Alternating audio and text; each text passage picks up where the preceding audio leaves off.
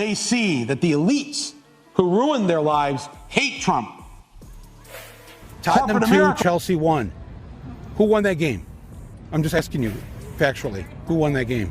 In that case, Tottenham. What if the man who built an empire on gold towers, best-selling books, and boardroom bravado was actually building a house of cards the entire time? What if the person shouting loudest about being a winner was just terrified of being laughed at? This is the story of how a single voice, filmmaker Michael Moore, ripped the curtain off Donald Trump's carefully constructed image on live television, and what followed was nothing short of political freefall. Look, I know it might sound too soon to talk about 2028. We're barely into the next election cycle. But let's face it, the battle lines are already drawn. The debates are heating up. And whether you love him or loathe him, Donald Trump is right back in the middle of it all. So, let's rewind for a second. Remember that game? Tottenham versus Chelsea. Who won? Tottenham. Easy. A fact. Now, ask yourself, what happens when someone tries to fact-check Donald Trump? You already know the answer. Meltdowns, rage tweets, red-faced denial. And then came Michael Moore. Moore didn't just criticize Trump. He undressed the myth. On national TV, he compared Trump to a spoiled child who... It's not a proud day for this country. How could it be a proud day when a man who was not elected by the people becomes president of the United States?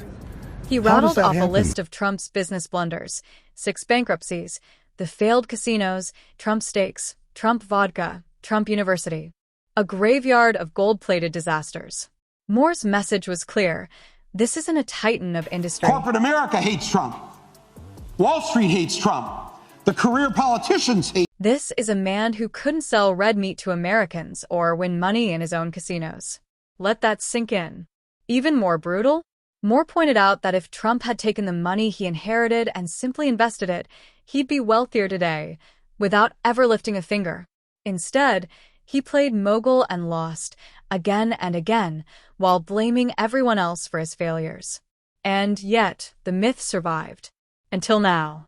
Moore didn't stop at Trump's finances.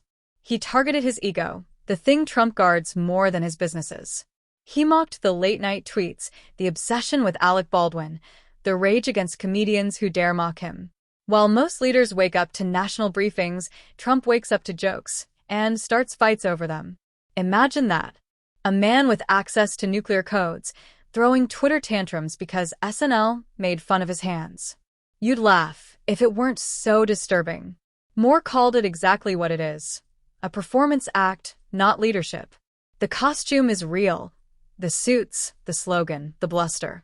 But the man behind it? Flimsy. Fragile. Furious when confronted with facts. And now, something has shifted. Even Trump's most loyal fans are starting to see the cracks. They're buying gold sneakers, $100 Bibles, NFT trading cards. But in the back of their minds, there's a whisper. What are we really paying for? Moore compared it to watching a magician keep doing the same trick, long after the audience figured it out. The crowd still claps, but now, out of habit, the illusion is fading. Supporters expected jobs, walls, healthcare. What they got? Tweets, rallies, and merchandise. The real payoff never came. And the man who promised to make America great again now looks more like a salesman who stayed too long at the door. So here we are, standing at the crossroads again. The stakes? Higher than ever. Michael Moore didn't bring Trump down. He just held up the mirror. What we choose to see in it is up to us. Because eventually, even the loudest voice can't drown out the truth. And on November 8th, the choice isn't just about left or right. It's about illusion or reality. Showmanship or leadership.